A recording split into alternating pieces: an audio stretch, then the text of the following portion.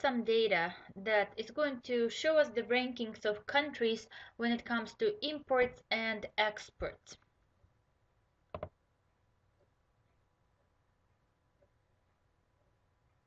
So we get this data from the World Factbook that's located at the Central Intelligence Agency.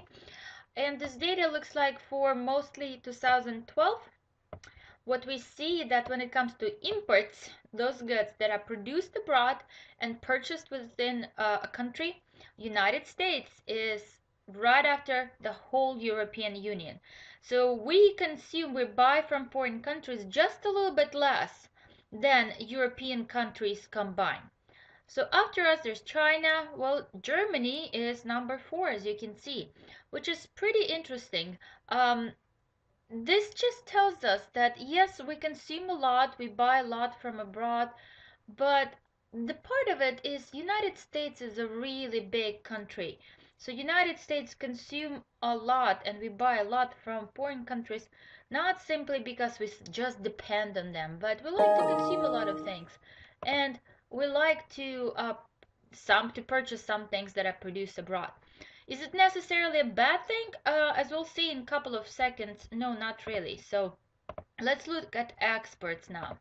So when it comes to exports, goods that are produced inside of the country and sold abroad, what we can see that the top 3 leading countries are pretty much the same. We have European Unions, all the countries in the world combined, all the countries in Europe combined is leading this board. Then we have China, has the largest exporting country.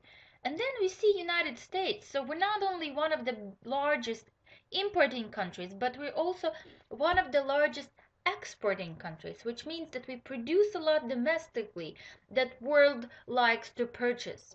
So United States produces a lot and sells to the world a lot. And as you see, Germany once again number 4, pretty close to what we saw from the previous slide.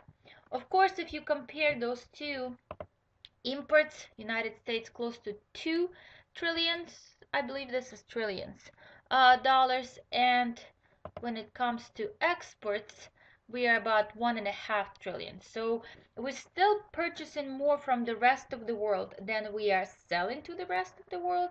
But let's see whether or not it really means that it's a bad situation for United States. So let's talk about this thing that we call trade balance.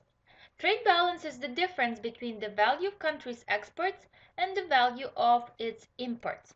So we take exports, subtract imports, and we get trade balance.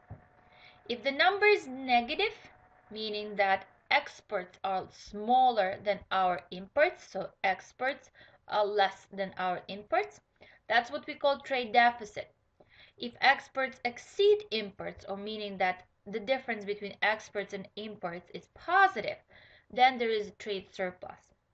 You're probably all aware that the United States is running a trade deficit, and that's what we just saw from our charts.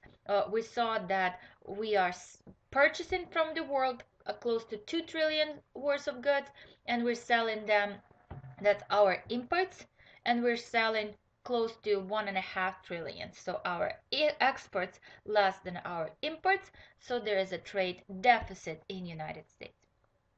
Most economists don't believe that trade deficits or surpluses are necessarily good or bad. It could be both, really. So let's see why that's the case. So some say that trade deficit, the situation in which United States is right now, is a bad thing for the economy. Well, it's partially true. It means that we're somewhat relying on foreign products. We're still trying to be friends with China largely because, we owe them a lot of money through our debt, but also because we are purchasing a lot of goods and services from China.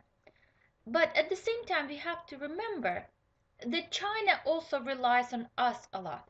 Chinese want us to purchase their goods and services, and if we say no to them, they're not going to be too happy about it because a lot of their production would be shut down if United States didn't buy that much from them.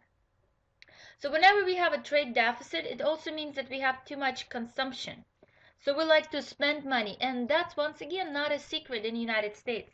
We are the consumer nation. We spend a lot of money on consumption. But it also means that we are not saving enough. So we talked about this trade-off between savings and consumption. We're not saving enough, which means that we're not investing, which could be bad for our future productivity. Also, large trade deficits create conditions favorable for an economic crisis. This comes once again from this fact that not only we depend on other countries, but other countries depend on us. As we said, like we talked about the most recent recession, and we said that it spread globally. So pretty much in United States, the recession began. How did it affect the world consumption? How did it affect world economy? Think about it. When people in the United States don't have money, we have recession. A lot of our people are unemployed. It means we're not spending that much money. It means we're not purchasing goods and services, neither our own nor purchased from abroad. What does it mean for the rest of the world? We start buying less from the rest of the world. As a result, they're not able to produce as much as they did before. So they have to lay some workers off, which ultimately results in the recession around the globe. Trade deficits shows the economy is doing well. So that's also possible. So trade deficit actually can show us that we're doing pretty well. So there's some positive in this trade deficit. First of all, consumers can enjoy higher standard of living than if they were limited to domestically produced goods.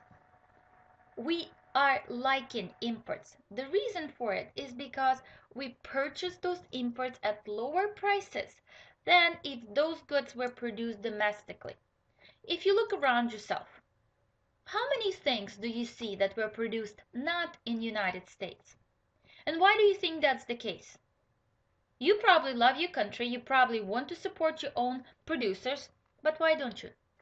Because those goods that you're purchasing probably are much cheaper than if they were produced in the United States. So what does it mean for the end consumer? Now you're not spending as much money on the basic things that we can buy cheaper because of the trade. So you have actually more money left for other goods and services. So you're able to enjoy higher variety of goods, consume more goods because you're purchasing them at the lower price, and that is a result of trade. Trade deficit could also be a sign of economic strength, because imports are known to increase during times of economic growth. Once again, probably not necessarily true for all the time, but it also could be a sign that our economy is actually growing. We're purchasing goods and services from other countries. It means we have enough money to do that, which means we are growing. We are making money, not the other way around. Also, in industrial countries, trade deficits have not sparked economic crisis. To the contrary of what we've said before, trade deficit for us is probably somewhat a problem, but not a drastic problem. So far, the research shows that there haven't been economic crisis resulted from the trade deficit. So for the industrial countries, for the well-developed countries, trade deficits are not as problematic as they could be for some developing countries. Well, when it comes to trade surplus, most of the time we think that it's good. Trade surplus means that we produce in our country more than we purchase from abroad. So we produce and sell abroad more than we purchase from abroad. But some still would argue that trade surpluses may not be necessarily that great. A trade surplus could mean the country is too reliant on foreign demand for its goods. That's the case with China. China has a large trade surplus. As we said before, what would happen if somehow we stopped buying goods and services from China? It's going to be very bad for their economy. We're not buying their goods and services. They're not able to produce as much. They have to lay off a lot of workers, and that will result in a great recession for China. So that's why trade surplus once again may not necessarily be a sign be that good for the country. The trade surplus could be the result of an undervalued currency. That's also a case with China. So a lot of times, before 2 or 3 years ago, Chinese government was trying to have their currency pegged, meaning they were trying to keep their currency stable. And the reason for that, they wanted to have that currency to be undervalued, meaning that for other countries, it's cheaper to purchase goods from China than it would be if their currency was actually, the exchange rate was determined by the market. So as a result, their currency is undervalued. It's not a great situation for the domestic residents in China because now it's very expensive for them to purchase other goods and services from other countries. It's very expensive for them to travel abroad. It's also more expensive to them for them to buy foreign stocks and bonds or make financial investment.